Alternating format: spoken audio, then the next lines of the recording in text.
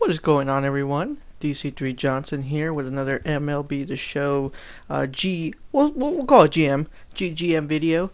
So this is going to be part 12 to our series, and I believe this will be our last one. I think we'll try to do everything we can to basically do all these remaining series in one whole video. That way we just close the chapter on this book and finish out the season. Either way, we already know we're not making the playoffs or anything, and even though we had planned to finish fourth, the Mets have done really, really good. Like the fact that there's 4 teams in this division above 500, it's pretty good. That's a pretty good mark. I'm not gonna lie.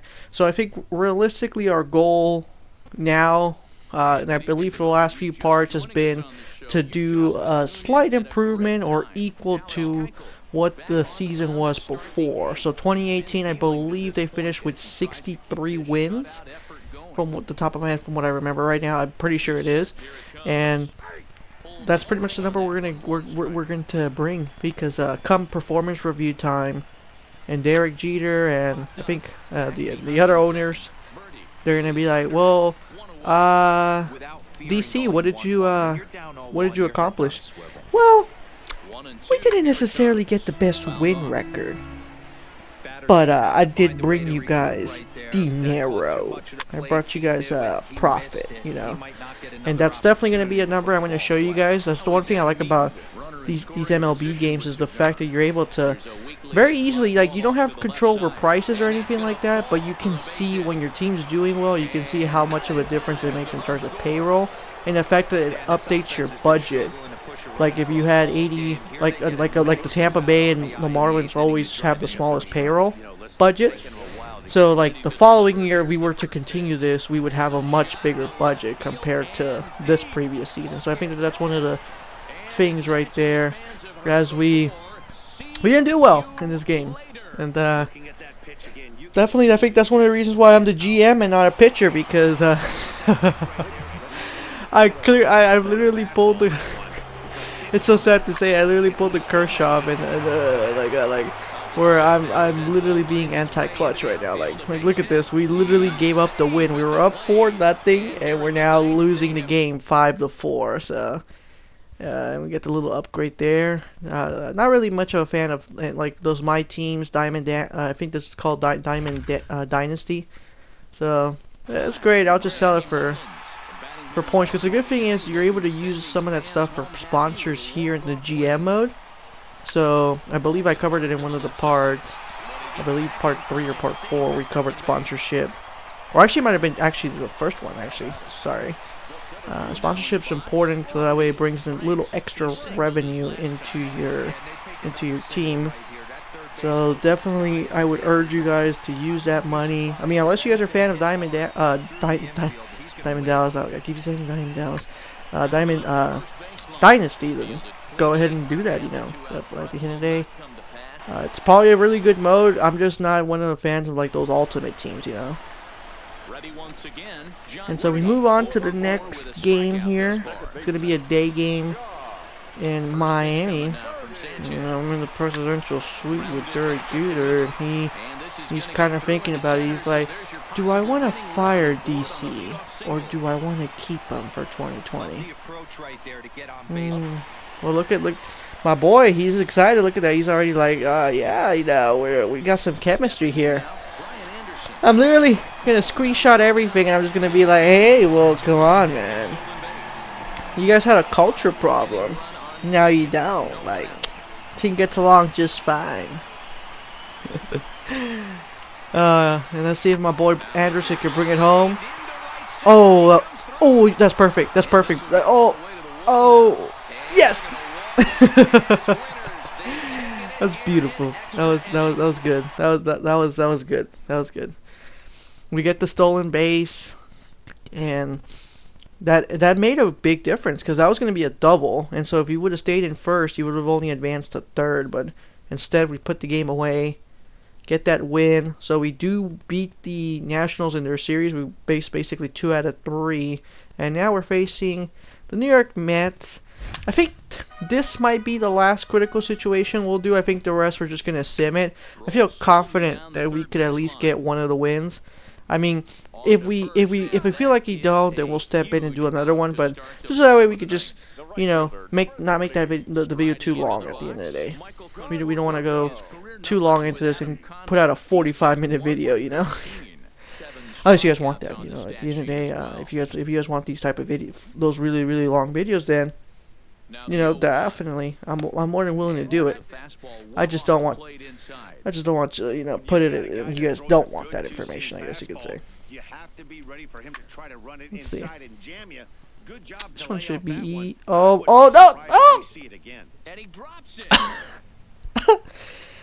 I was literally thinking I was running with the I think the center fielder, and then I realized too late that I needed to switch to Sierra, and I ended up costing us an out right there. All right, this time I won't miss. This time this time we won't make that mistake. As the guy advances, but it doesn't even matter because it's the third out. And 3-6-9. Damn, you're fine.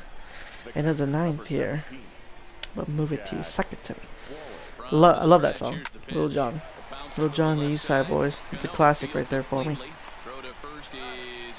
So we skip forward because I really didn't want to put false hope there in terms of like, oh, put you guys, oh, we'll finish the game in the 10th, and then 3 outs, and then 3 outs on the other side, and we go to the 11th, and then another 3 more outs. So I decided to just skip into to basically the 12th, which is where we are right now.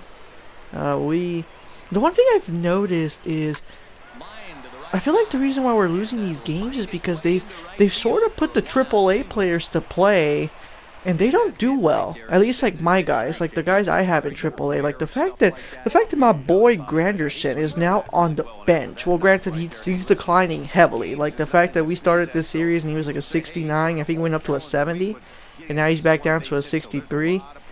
It just shows that yeah, he's on a mega decline.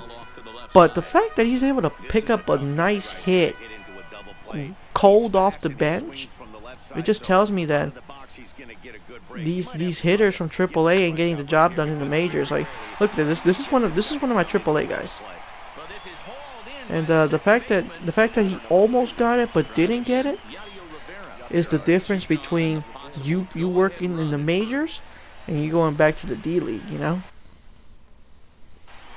No, and I really wanted to replace this guy, but by the time I realized it, I was like, it's too late. And look at that, that's a horrible hit. So we're gonna have to go to the bottom of the 12, try to salvage this, see if we can get it to the 13.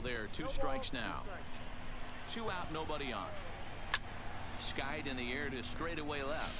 Yeah, we should be good. We should be alright. I mean, look at the fans. There's literally the fans have walked out. Watch this be like a Monday night game or a Tuesday night, and it's like, yeah, kids, so we need to skedaddle. You guys got school tomorrow. Because we're in September, so by this point schools are back. So it's like, yeah, school night, guys. We gotta skedaddle. All right, let's see. My boy Anderson came through in the last game. Let's see if we can replicate this kind of success again. Pick up a really good win. I think this would be our 64th win.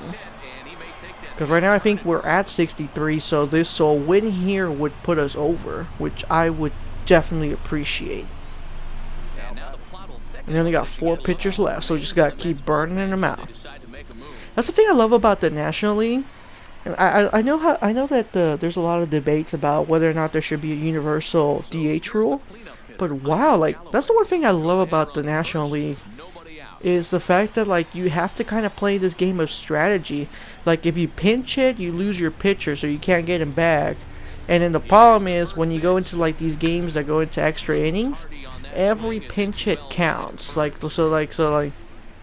if you take out a bunch of your hitters to try to finish the game off, and then all of a sudden you can't do it anymore. I think we played a game in this series where I think the reason why we won is because we had more pitchers available, because the other guys burned out. They only had like 2 pitchers left, and we were on the top of the 14th or something like that. So by that point, the pitcher's gonna get tired, because remember, relievers don't have the same amount of energy as the starters. I think they can. I think once they do like 20 or 30 pitches, they're already kind of like.